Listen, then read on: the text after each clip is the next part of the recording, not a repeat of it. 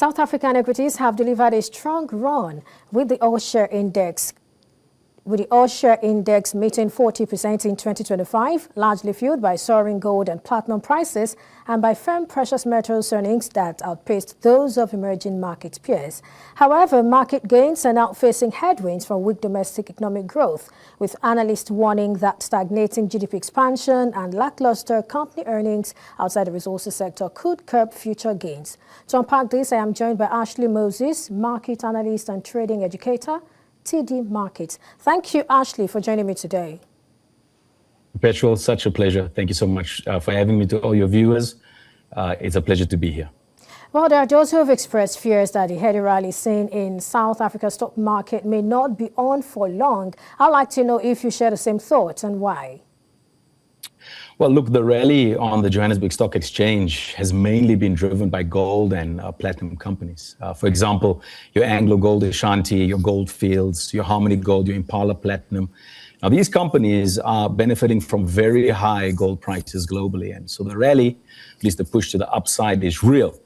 But it's concentrated. It's really streamlined into one specific sector. And if gold stays strong, the rally can continue.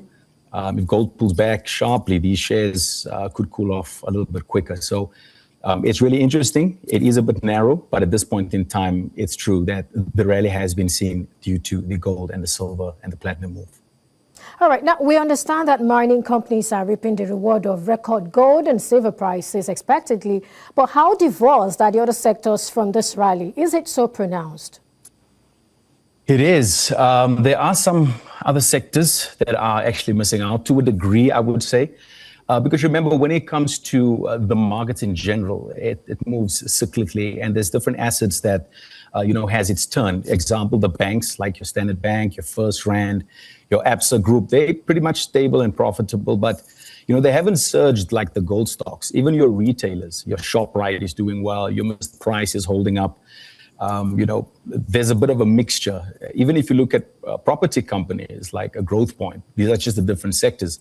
They are improving slowly, but they obviously need lower interest rates, to really take off. So yes, the rally is stronger in the mining than everywhere else, and these sectors would then have to catch up at some point.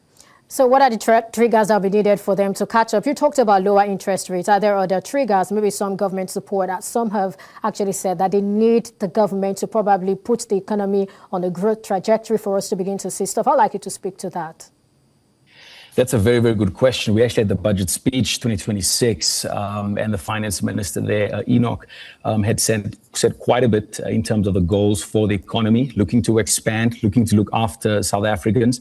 These three things here, or at least the triggers that you're asking about, number one, interest rates, they have to fall. If the South African Reserve Bank cuts these rates, number one, consumers have more money. Number two, retail improves. Three, even property improves, and you're going to find there's a lot of banks that can grow their loans. After all, lower interest rates will then put this in place. The second thing there, Perpetual, is we got to fix logistics, and that's one of the things that the finance minister actually highlighted in the budget speech.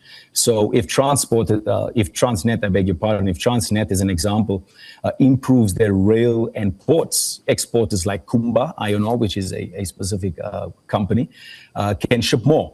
Mining companies, benefit beyond just gold, and that's a very, very important point. And number three, faster economic growth is another one. If South Africa grows closer to a 2%, now, I'm no person that's going to say that we're going to hit the 2% now, because the finance minister did chat about a 1.6 growth for this specific year, and looking into about 2028 to reach 2%. So I'm just giving hypothetical. If South Africa grows to 2% instead of below 1%, local companies can re-rate very quickly and really push.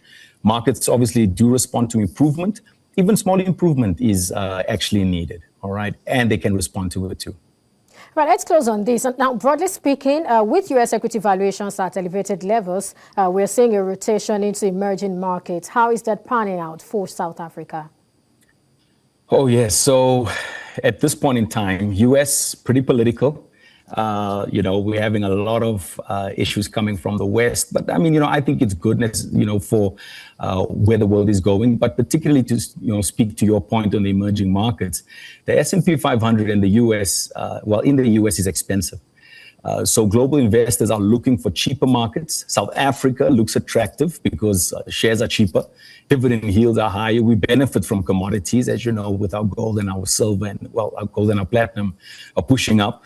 But we compete with countries like Brazil and India. So we do benefit, but it's very selective at this point in time. There's a lot of attractiveness that is pushed to the emerging markets when you're seeing a lot of the heavy hitters really going into their political uncertainty at this point. So investors will look to see what is happening here, what can they invest in. It's cheaper, as mentioned.